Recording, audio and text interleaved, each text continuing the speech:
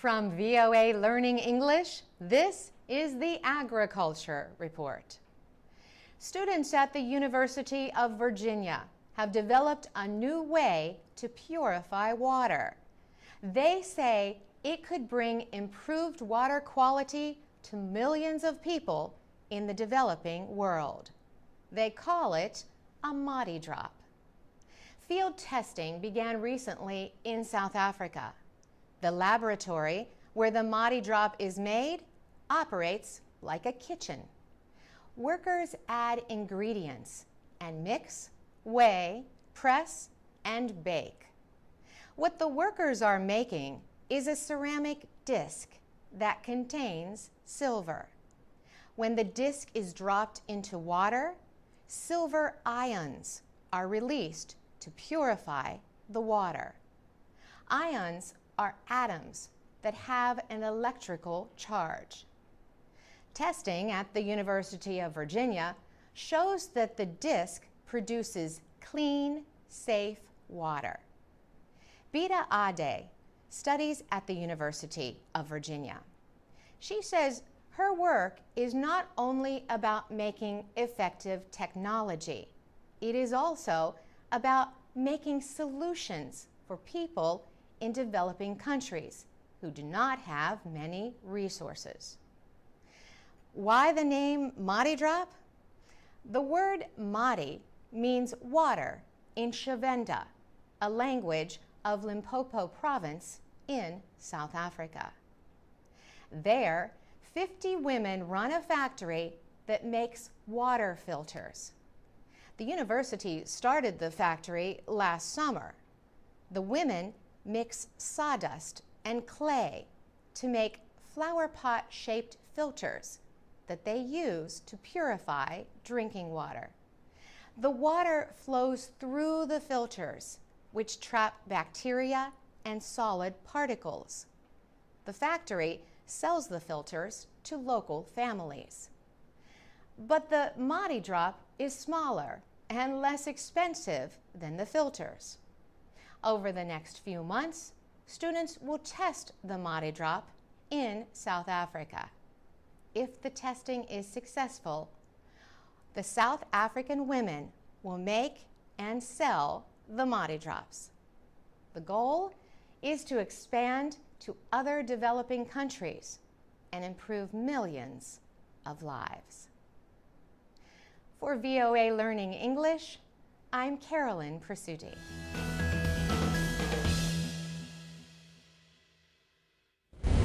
This is the VOA Special English Agriculture Report. Today we continue telling about a report by 3 geography experts from American colleges. They studied food security in Gambia, Ivory Coast, and Mali over 30 years. In the 1980s, governments and lenders like the World Bank and the International Monetary Fund changed market policies. They launched free markets designed to improve agriculture. The report, however, suggests that the changes caused loss of important support systems for farmers. Private investment in agriculture largely replaced government help. In some places, roads and mills built to help farmers fell into ruin. Protectionist import taxes and farm supports were cut. Farmers planted more of their best crops, or cash crops, for export. They planted fewer food crops for local use. Less costly rice came into the ports of Gambia and Ivory Coast. Many city people in those countries liked the cheap rice more than rice grown locally. Researcher Judith Carney works at the University of California at Los Angeles. She said buying the cheaper imported rice worked well until the worldwide food crisis of 2008. Then, many people could not pay for an important part of their diet. Researcher Lawrence Becker of Oregon State University said some local farmers stopped farming. Food production fell and unemployment rose. The researchers said people in Mali were able to deal better with the food crisis. Mali's farmers supplied more of their nation's rice needs than the other two countries studied. And the poorest people in Malian cities ate sorghum instead of rice. William Mosley of Macalester College in Minnesota led the report. Professor Mosley said Malian farmers had planted more sorghum because the price of their cotton, a cash crop, had dropped. Unlike Ivory Coast and Gambia, Mali has no seaports. He said this is often seen as a problem for Mali, but it caused them to depend less on imported rice. Based on their research, the experts suggest that farmers plant a variety of crops and not just depend on rice. They also say governments could place some trade barriers. And they urge that mills and roads be built or rebuilt to process and carry grains to market. And that's the VOA Special English Agriculture Report. For more agriculture news or to comment on our reports, go to our website, voaspecialenglish.com. This is the VOA Special English Agriculture Report. A new study says climate change has reduced the world's wheat and maize production. The study says rice and soybean yields have also decreased in some places, but increased in others. In the words of the researchers, for soybeans and rice, winners and losers largely balanced out. The researchers studied climate trends and global crop production from between 1980 and 2008. They found that climate changes are already exerting a considerable drag on yield growth and may have affected food prices. The study used computer models linking crop yields to weather. Yield is the amount produced for each hectare or acre. The researchers compared the results to what the yields might have been without climate changes. They found that corn production decreased by almost 4%, and wheat production decreased by 5.5%. Warming temperatures were reported in almost all of Europe, much of Asia, and some of South America and Africa. During the study period, most countries had greater temperature changes from year to year than they have had historically. But the study says the United States was an important exception, at least so far. Corn and wheat yields in most of North America remained about the same. Russia's wheat yield decreased the most. The largest loss in corn yields were in China and Brazil. The report is in the journal Science.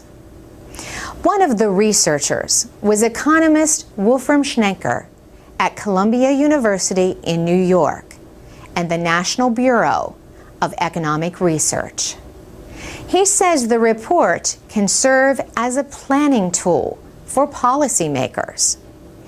He says if you are worried about rising food prices, it might be good to funnel some research into breeding for heat tolerance and maybe even drought tolerance. Jeffrey Stark is with a public policy organization called the Foundation for Environmental Security and Stability. He recently described the effects of climate change on pastoralists in Uganda who travel with their cattle. Many say they have to travel farther in search of pasture and water because of unpredictable changes in seasonal weather patterns. And that search can bring them into conflict with farmers facing problems of their own. For VOA Special English, I'm Carolyn Presutti. You can download MP3s of Special English programs and find English teaching activities at voaspecialenglish.com. This is the VOA Special English Agriculture Report. Mangroves are unusual-looking trees. They have roots that stand in salt water and look like cables or ropes laid one on top of another. Mangroves are not just pretty, they help the environment. But now, the first worldwide study warns that 1 in 6 of the many different kinds of mangroves could disappear. As a result of this study, 11 species of mangrove have been placed on the red list of threatened species. The list is kept by the International Union for Conservation of Nature. The study appeared in the Public Library of Science journal, PLOS One. Lead author Beth Polidoro works for the Global Marine Species Assessment Unit, based at Old Dominion University in Richmond, Virginia. The researchers looked at 70 species of mangrove. They found that all mangrove forests on coastlines are under threat from development, logging, or other dangers. But the areas in worse danger are on the Atlantic and Pacific coasts of Central America. The study says mangrove trees provide more than $1.5 billion worth of services to ecological systems worldwide.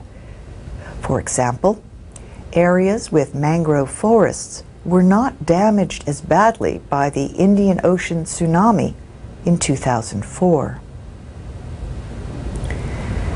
Mangrove forests protect land against erosion from wind, water, and storms. They capture and store carbon dioxide, so experts say they can help fight climate change. And they serve as nurseries for shrimp and other saltwater organisms. Beth Polidoro says about 80% of the mangrove area in India and Southeast Asia has disappeared within the past 60 years. Indonesia is said to have lost almost half its mangrove forests within the past 30 years. Burma, also known as Myanmar, has lost many valuable mangrove trees in recent years. In some areas there, monkeys play in the tops of mangroves 30 meters tall, and dolphins swim in the waters of mangrove forests. One of the rarest species of mangrove tree grows in just a few places in East Asia and India. There are estimates that only about 250 mature trees of that species remain. Beth Polidoro says they may disappear within the next 10 years unless action is taken to protect them. She says the good news in the study is that some species of mangrove can be reforested relatively easily, but others are much more difficult to restart. And that's the VOA Special English Agriculture Report. This is the VOA Special English Agriculture Report. This summer, the remains of what had been Hurricane Isaac moved over the American Midwest.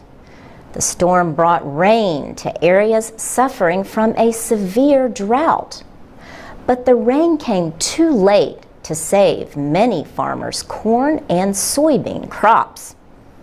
Crop insurance will help limit financial losses.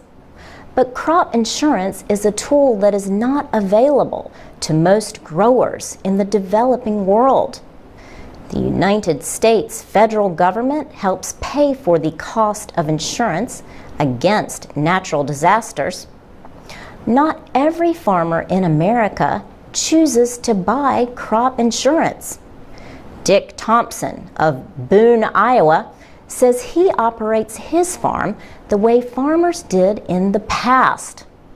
"I'm old-fashioned, and I'm proud of it," he says.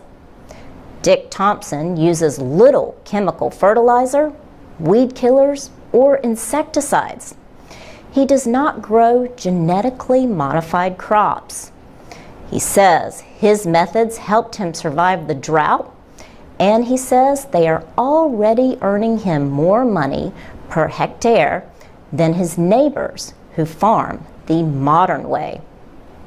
Scientists are trying to understand why his methods are working. Matt Liebman has copied many of them in his research fields at Iowa State University. He says he is trying to understand some of the scientific mechanisms that explain the results Dick Thompson observes on his own farm. Many Iowa farms today grow only corn and soybeans. Payments from crop insurance keep farmers in business when their crops do poorly, as in this year's drought. But Dick Thompson says he has never bought crop insurance. Instead, he protects himself by growing other kinds of crops in addition to corn and soybeans. He raises hay and oats, along with cattle and pigs.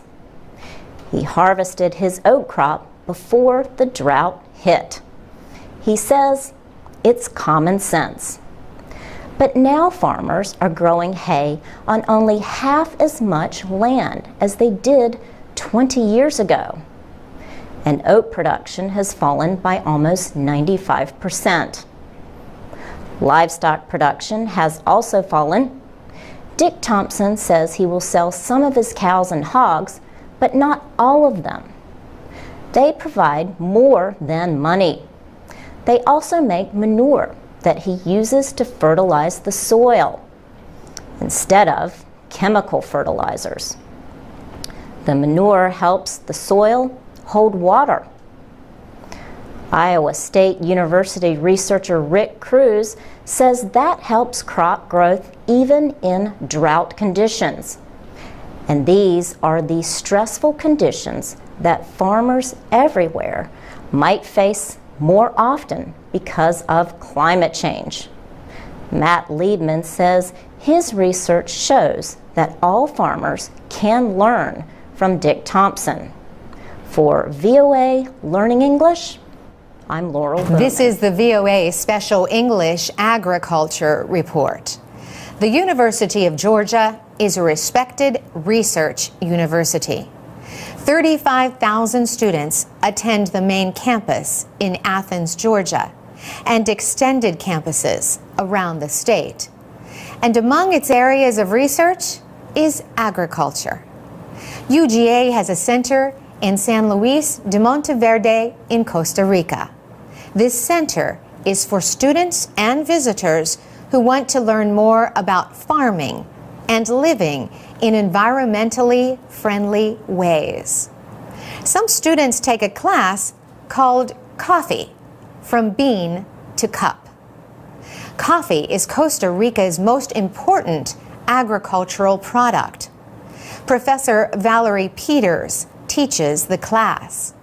Her students help her study coffee farms in an area called Finca La Beja.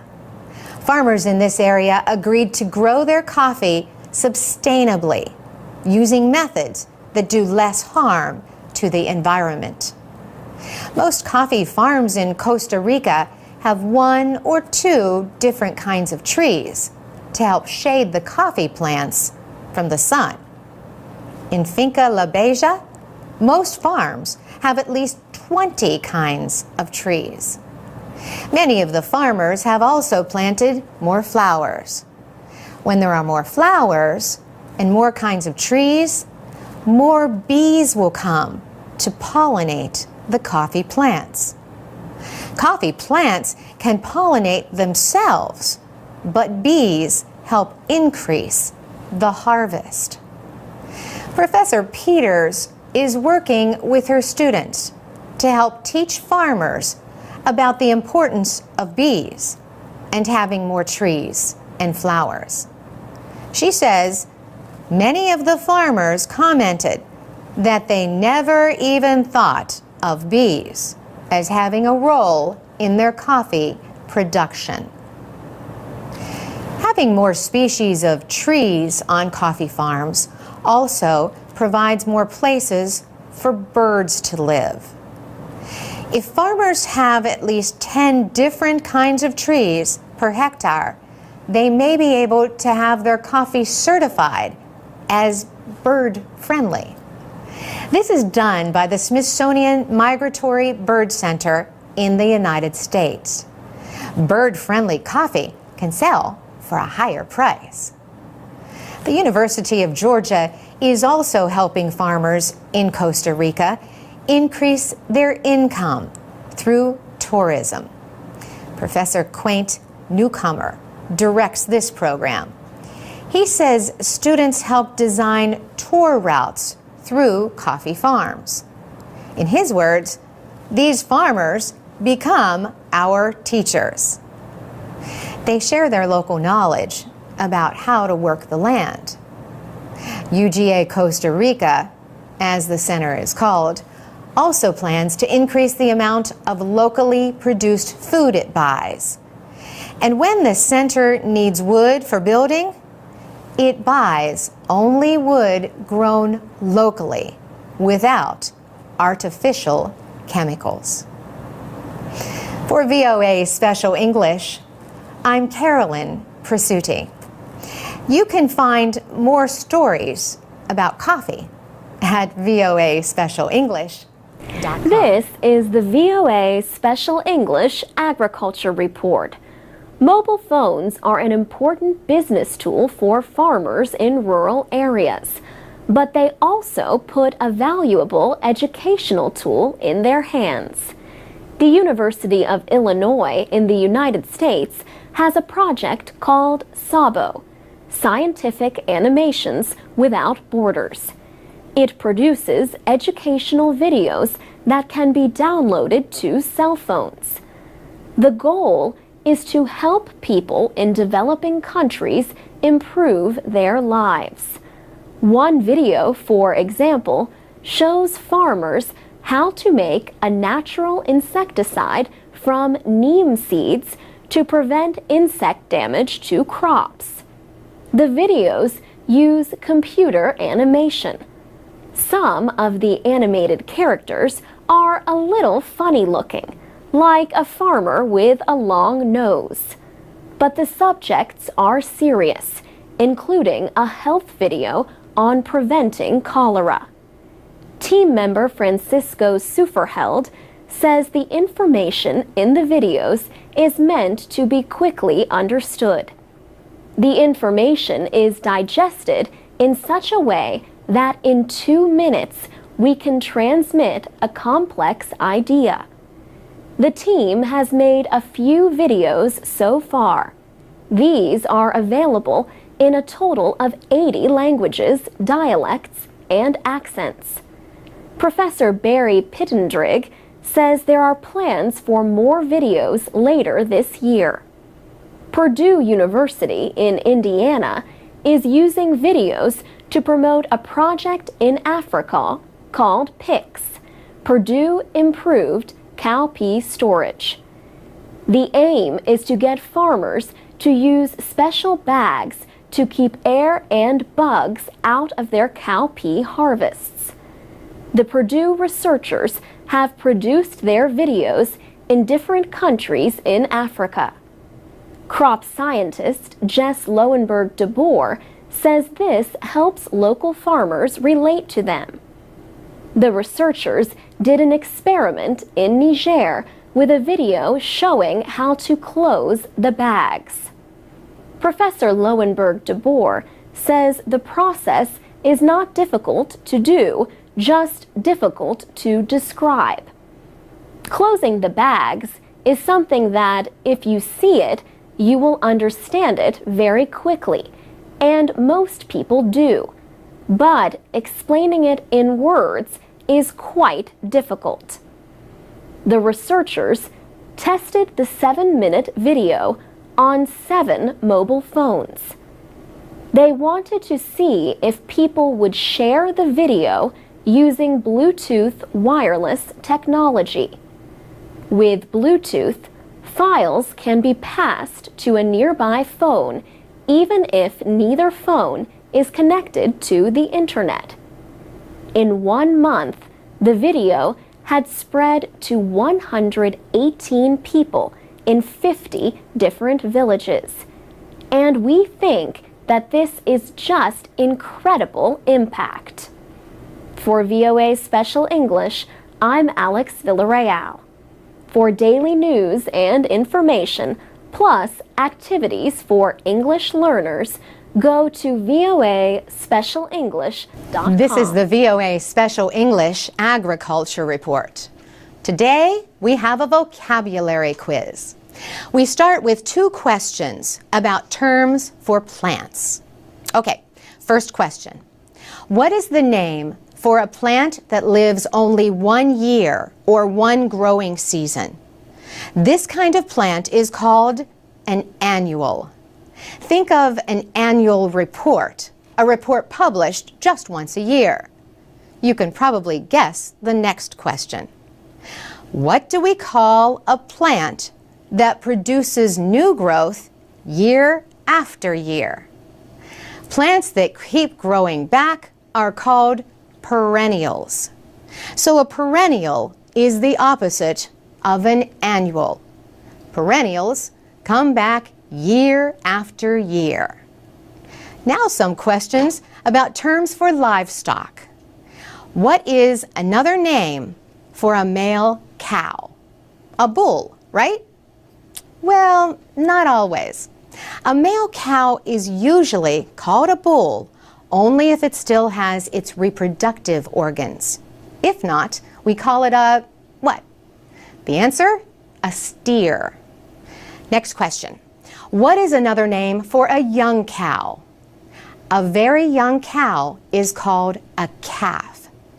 But a young female cow, especially one that has not had a calf yet, has a special name. Do you know what it is? The answer? A heifer. Maybe you knew that. But here is a question just for our radio listeners. Can you spell it? Heifer is spelled H-E-I-F-E-R. Cows, like all mammals, lactate. Our next question is, do you know what that means? To lactate means to produce milk. Cows lactate for up to 10 months. In milk, fat rises to the top, but some people do not like to drink milk that way. So there is a process that reduces the size of the fat particles and mixes them all through the milk. This process has a name, a long name. What is it? It's called homogenization. Still with us? Okay, another question. Milk can be made into cheese. Some people like cheese made with milk from a sheep. What do you call a female sheep? The answer? A ewe, spelled E-W-E. Male sheep have their own name. A male sheep is a what? A ram. Rams and ewes produce lambs. A lamb is a sheep less than a year old. But what do you call the meat from a sheep over a year old? Then we call it mutton. Age also plays a part in terms for horses. For example, a mare is generally a female 3 years or older. But what do you call a female horse under 3? The answer, a filly. And for extra credit, do you know the name for a male horse under 4? A colt. For VOA Special English, I'm Carolyn Pursuit. I'm Alex Villarreal with the VOA Special English Agriculture Report. Today we have a test for you, a vocabulary quiz.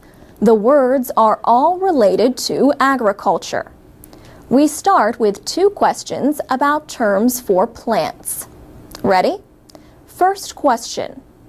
What do we call a plant that lives only 1 year or 1 growing season? That kind of plant is called an annual. You can probably guess the next question. What do we call a plant that produces new growth year after year? Plants that keep growing back are called perennials.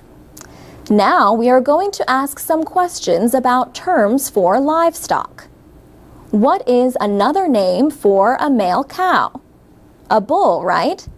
Well, a bull can just mean a male cow that has not had its reproductive organs removed. If the animal was castrated as a calf, the name for it is what? The answer, a steer.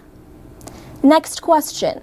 What is another name for a young cow? That should be easy. We just said it. A young cow is a calf. But we have a special name for a young female cow, especially if it has not had a calf yet. What is that name? The answer, a heifer. Maybe you knew that, but can you spell it? Heifer is spelled H-E-I-F-E-R. Cows, like all mammals, produce milk. There is a medical name for this process. What is it? The answer, lactate. Cows lactate for up to 10 months. In milk, the fat rises to the top. But some people do not like to drink milk that way. So there is a process that is used to reduce the size of the fat particles and mix them all through the milk. What is the name of that process? It's called homogenization. Milk can be made into cheese. Some people like cheese made with milk from a sheep. Our next question. What do you call a female sheep? The answer, a ewe, spelled E-W-E. Male sheep have their own name. What is it? Males are called rams. A lamb is a sheep under a year old. But what do you call the meat from a sheep that is over a year old? We call it mutton. Age also plays a part in terms for horses. For example, a mare is generally defined as a female 3 years or older. But what do you call a female horse that is under 3? The answer, a filly. And the last question. What is the name for a male horse that is under 4 years old?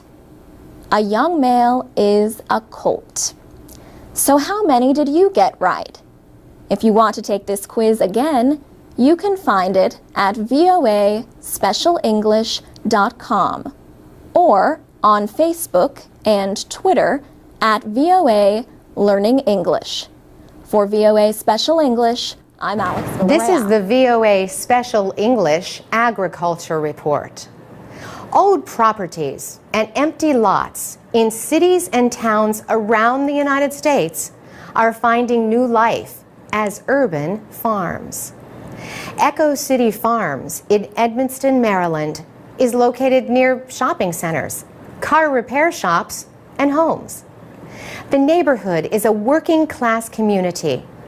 People do not have very much money, and they have limited access to fresh food in markets. Over the past 2 years, the farm has attracted volunteers from the community, like Marcy Clark. She schools her 4 children at home. On a recent day, she brought them to Echo City Farms for a lesson.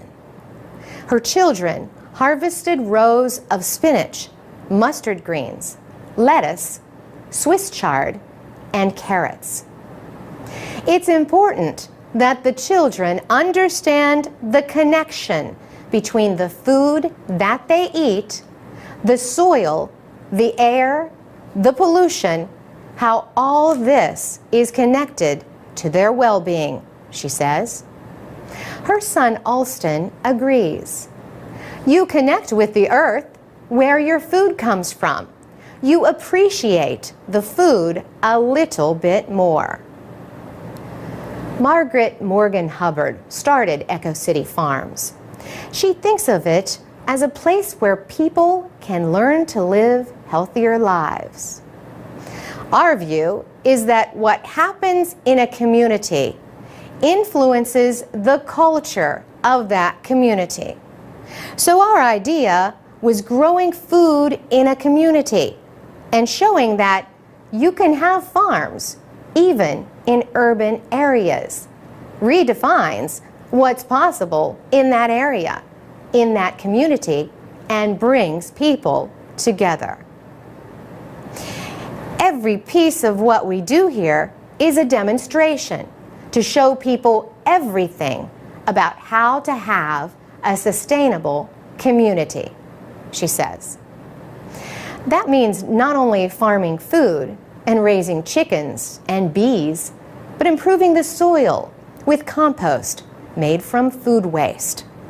16 wooden bins are filled with worms. Their job is to eat the food waste and help make it into compost. Echo City Farms is an off-the-grid experimental operation. The farm gets its power not from the local electricity grid, but from the sun with solar panels. In winter, the greenhouses are heated using a geothermal system. Buried tubes pump air at underground temperatures, 13 degrees Celsius, into the structures. Vegetables can be grown all year. So once a week, all winter long, neighbors can come to the farm and pick up a share of the harvest. For VOA Special English, I'm Carolyn Presutti. You can find 2 videos about Echo City Farms, including one about the composting worms, at voaspecialenglish.com.